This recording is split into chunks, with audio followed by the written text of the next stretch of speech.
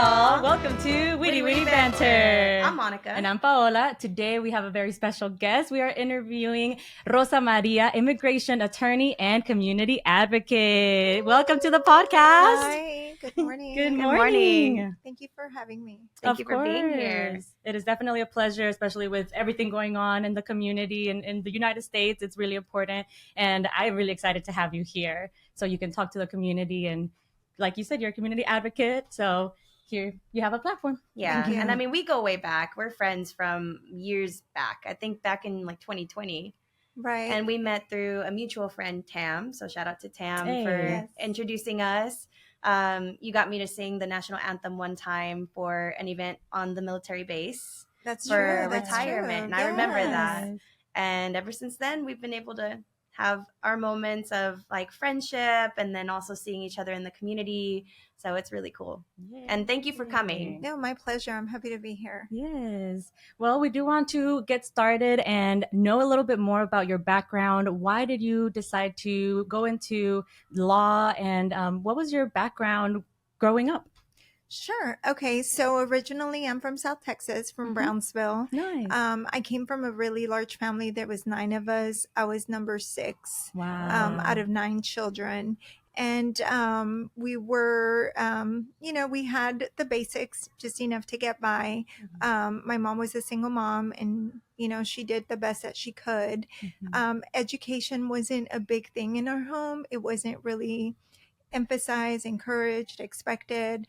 Pretty much as soon as we were old enough to work and contribute, we were allowed to drop out of school. I had my first job when I was 12 years old, and it was washing dishes at a restaurant. I couldn't even reach the faucet.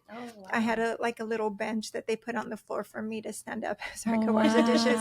And it was during the summer, between 6th and 7th grade. My sisters were working there as servers, and then they just needed a dishwasher, so they brought me to work with them, and I worked that summer. Oh my God. Isn't that crazy? I just crazy. I can't imagine my kids, doing anything at that age. Yeah, I started working at the age of 16 because my parents, they were more of like, education is power, but if you want the things that you want, like nice things, a car, a laptop, then you're going to have to work for it, because we can only afford to take care of the house and your food and your clothes and things that are necessary. That's so right. I'm like, 16 was even young at that point, but 12, I can't even imagine juggling everything. Wow.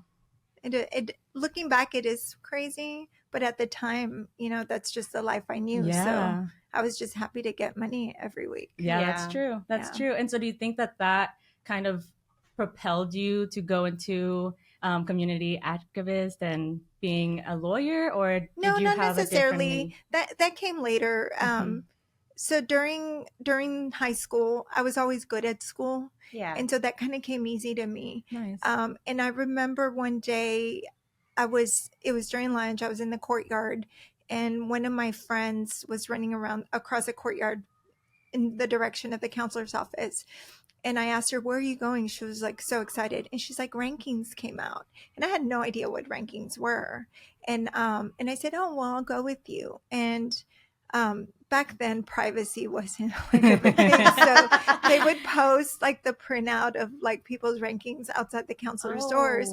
And there was all these kids gathered around, like trying to find their names. And so my friend saw her name, and she was like, "Yes, I'm, 45 or whatever."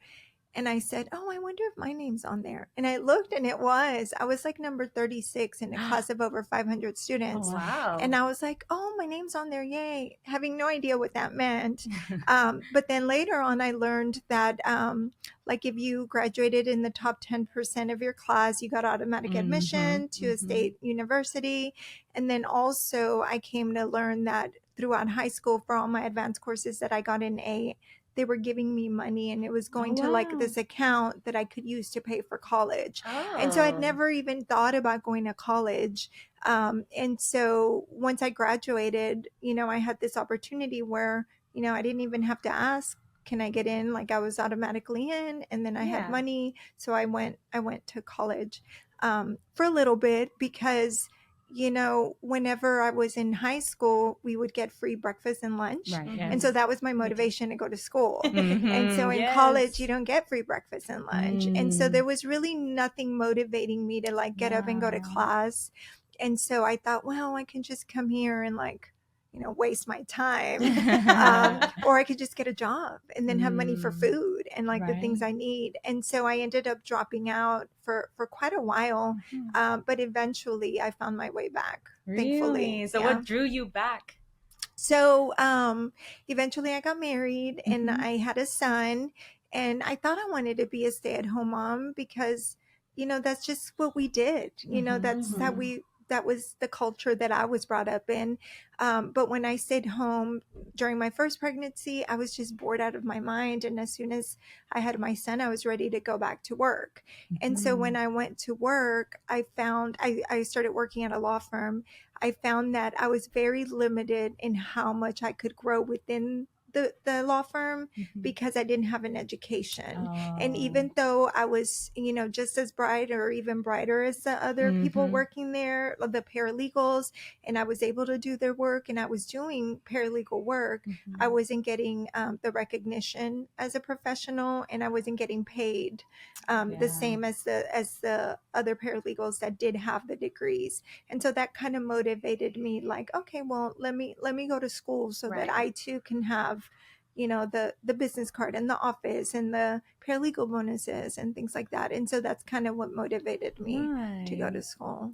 So we've talked about being in school and getting the education to become a lawyer. What really drew you to immigration? Okay, so first let me cover what drew me to even go to become a lawyer, because never in my wildest dreams did I ever dream or imagine that one day I would be a lawyer. And so I became a paralegal, and to me that was huge because that was a career, and it was a good career.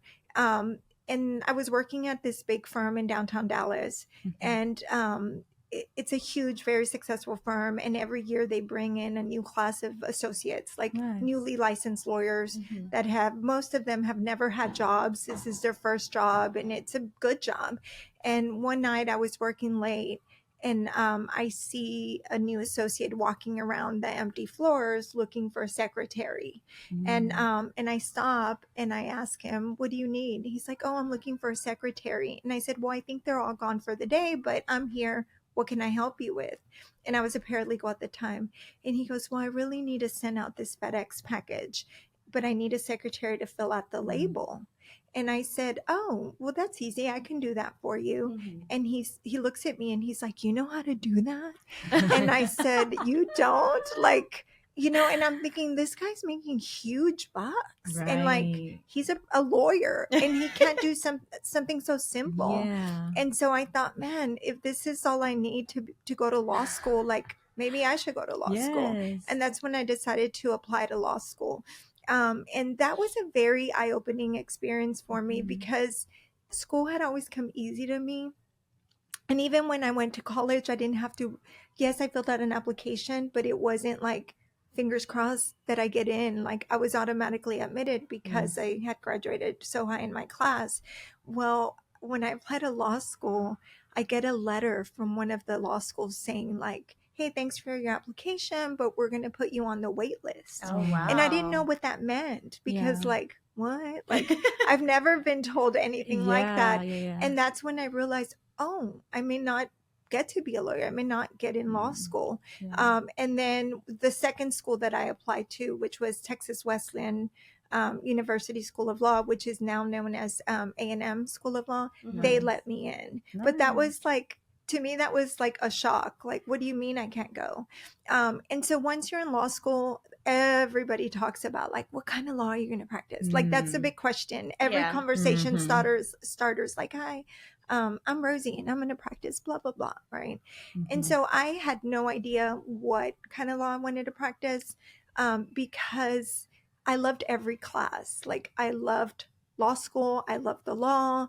I mean, every class I would take, from like contracts to torts to real estate, like, I mean, I just fell in love with it. And to me, it was like, well, if I choose this, then that means I'm saying no to all these areas. And I didn't want to say no to all those areas because I love them all.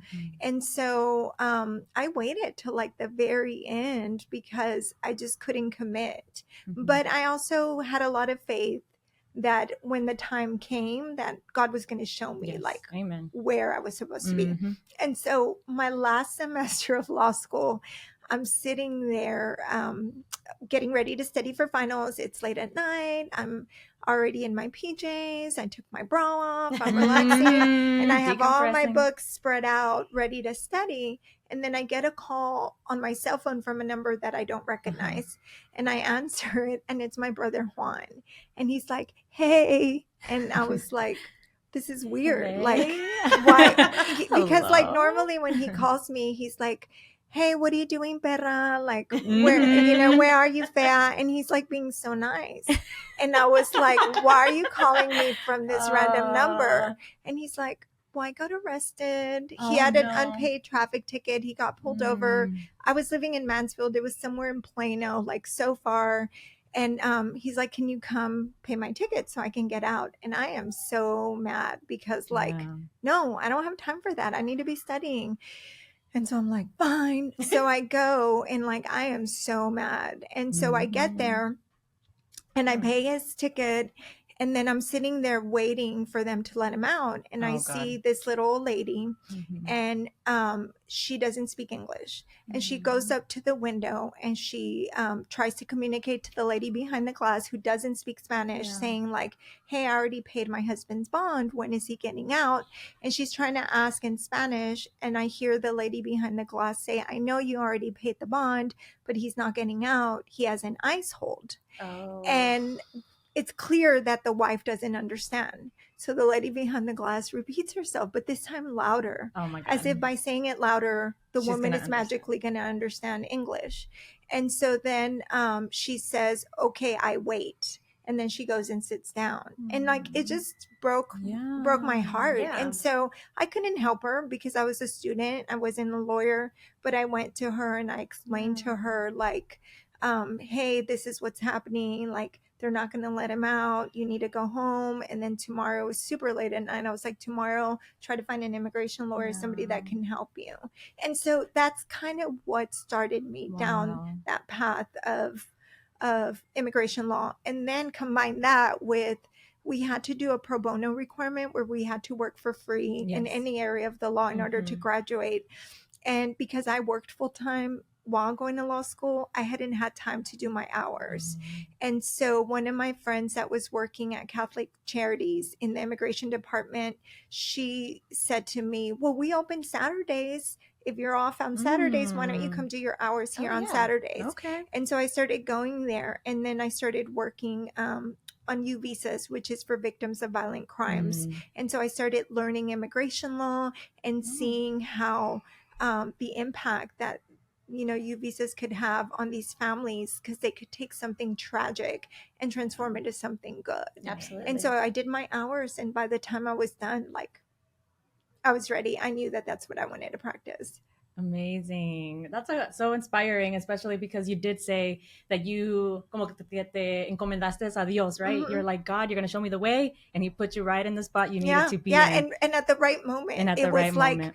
It was like, okay, well, I'm about to graduate. What am I going to do? And he's like, don't worry, I got you. I got you. Yes. This is the plan I've set forth. Yes, exactly. And like you said, you made something tragic into something beautiful, and now you're helping so many families. And you did kind of mention a small challenge with the wait list and trying to find a place. Were there any other challenges that you faced, maybe being a woman in the field? So many. So law school was really hard because even though like I'd always achieved, academically, I was a high achiever in high school and in college. Law school's different. You have to learn to think a different way that you probably never thought before. So you have to rewire your brain. And everybody that gets in is used to being the top of their class. Right. So it's super competitive. It's cutthroat. Like I remember like that first year, it's designed to weed out like those that are not going to make it. And I remember like being so overwhelmed and crying and saying like, God, why did you send me here? Like these people are brutal. Like, and so, but I stuck with it, and eventually like I got through. But that law school was challenging. Also, of course, paying for it. I mean, law school is terribly expensive, and I needed to work and go to school. So I had to learn how to be super, super disciplined with my time, which is a good skill because I learned that in law school, and then it's stayed with me the rest of my life. And I also did read that you have 3 sons, 3 kids. I do. I have 3 boys. Josh is 26. Nick just turned 21. So my husband took him to Vegas. Hey. Yeah, it was like the most tame Vegas trip ever. I'm certain. And then our little one, Co, is 10, and he just started playing baseball. So we're so excited about that. Yeah. I remember when he was little when I first met you. Yeah. He's double digits now. Oh wow! Yeah. So you only had one son in law school? No, I had 2? both. I had Josh and Nick. I already had Josh and Nick when I was in law school. Yeah. Wow. How did you deal with that? You did say time management. Yeah. So I had to be super, super disciplined with my time. So the first year, I would work and then go to school at night, and then weekends it was just study. But Friday was my one day that I allowed myself not to study. And so Fridays after work, we always did family night. Like we'd go to a movie or like go to dinner. And that was my one day that helped keep me sane. A good balance with everything, which is really hard for a lot of people. I mean, I know in your field, but also in ours, like we have that where we're also trying to balance like personal things and family things. And I just recently told you like my whole situation changed within the matter of like a couple of years of having a stepson and living together with my boyfriend. And so it's like, it's cool to see, you know, not just you as a woman, but as a Latina, like thrive in your field. And it's very empowering. And same for you, girl. I'm so proud of you. Thank you. I love watching you just grow and like blossom. It's so awesome. Thank you so much. I can't wait for you to see her and like in her element too, because when she's Paola, she's on stage. Got my little wig on. I'm a different person. Okay. So cool. Yes. And so what advice would you give somebody who's aspiring to be a lawyer or is a mother juggling so many different things? I would say just keep pushing through, like even on the hard days, because it can't be hard every day. Like don't give up, just keep pushing through and take, even if it means like taking baby steps, like just keep moving forward. Yes, every day. That's one of my things right now. Like I said, I am doing music full time and it's just like taking it day by day. Every day, just do a little bit. If you don't feel like it, just a little tiny bit goes a long way. So I agree with that advice. Yeah, I think that's great. Can we talk about your work in the community though? Yeah, definitely want to talk about that. So I'm involved in several organizations. Right now, the one that's keeping me the busiest is the Fort Worth Hispanic Chamber of Commerce. I am the incoming chair, so I'll be chairing it starting in 2027. I love that organization for a lot of reasons, but the biggest reason is what they do for small businesses. Yeah. Because in my line of work as an immigration lawyer, I do come across a lot of individuals that because they're immigrants and maybe they don't speak the language or they don't have the right credentials to get a job, they have no choice but to start a business. And they do so without a business plan, without, access to capital. And so they just, it's just, hope and a prayer. Yeah. And so the Fort Worth Hispanic Chamber of Commerce has a lot of programs to help people that want to start their small businesses, guide them and set them up for success, connect them with resources and maybe even avenues for capital. And so that is one of the reasons that I love that organization, because we are helping make those dreams possible for these families. How can families or people who want to start a small business get these resources? So we do a lot of small business consultations, and we do them in English and Spanish.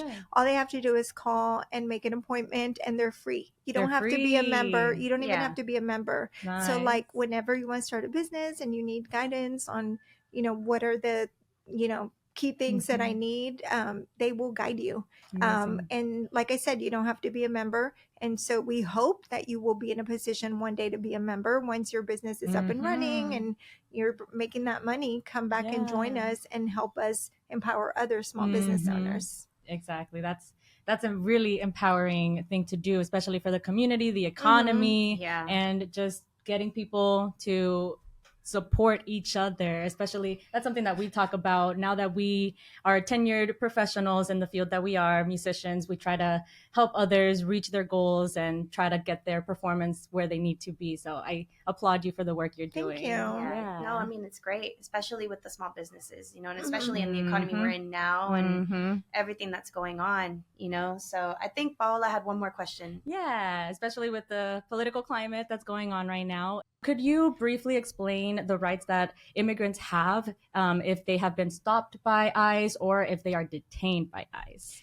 Yes, but I also want to emphasize before I answer your question, something very, very important, that immigrant families and also business owners that employ immigrants, you have to have a plan of action.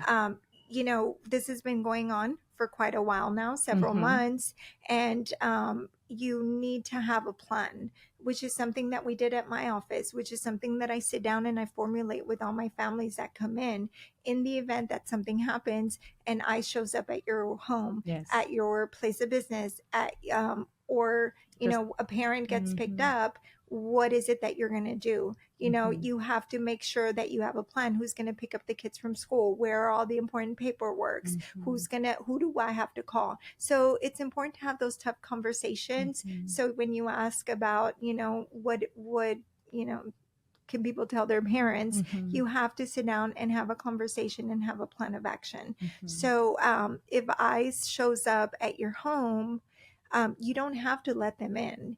And a lot of people don't realize that even when you get the police show up at your door, you don't have to let them in unless they have a warrant. And it has to be a judicial warrant that's been signed by a judge.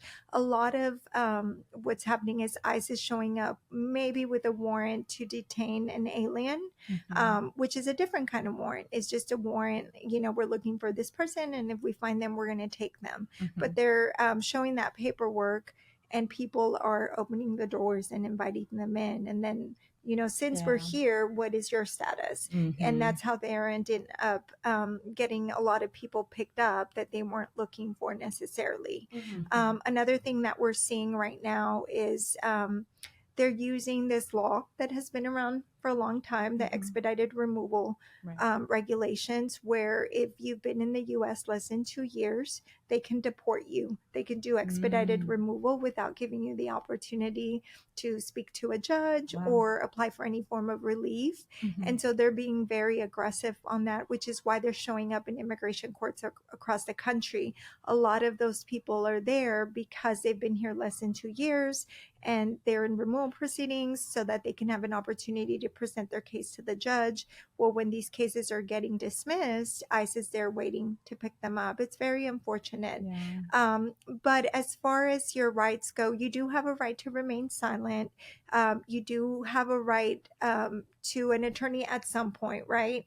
So when they first initially take you and they process you, the attorney won't have access to you. But once they decide to detain you officially, then you can hire an attorney to represent you, to try to bond you out, to figure out what your options are as far as what relief you have from deportation. So it's important right now, if you're an immigrant, at the very, very minimum, I'm going to recommend that you do a consultation with an immigration attorney so that you can find out what your options are now before you need to exercise them. And then also be prepared, you know, have your paperwork in order, have a folder, and make sure everyone in the family knows, hey, if something happens to me, take this folder and call this number. This attorney already has me in their system because I did a consultation with them. Nice. And so before we go, can you tell our audience where they can find you and how they can contact you? Yes, of course. Yes. So I am located in Fort Worth in the Grand Plaza Mall area, off of 35 and Seminary. We're not inside the mall. We're in the office tower that's attached to the mall. I try my best to accommodate everyone. On Wednesdays, we see clients till 9 p.m. We're there open most Saturdays.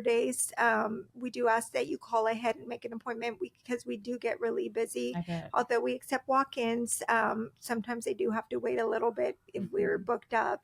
But yeah, and my phone number is 817-923-6752. That number again is 817-923-6752. And feel free to call. I know a lot of people are, hesitant to leave their homes right now. So we do offer phone consultations as well. That's wonderful. Yeah. And we'll make sure to post the information too on the podcast so that everybody can ask questions and reach out to you. I appreciate that so much. You guys are amazing. Thank you. No, we appreciate you. Yes, absolutely. All right, guys. Don't forget to like, subscribe, follow us on all of our social media. We're predominantly on Spotify, but if you have any questions for us or for Rosie, you can reach out to Rosie herself. You can reach out to us on our individual Instagram handles, or you can email us at witty@gmail.com. Until next time. Bye.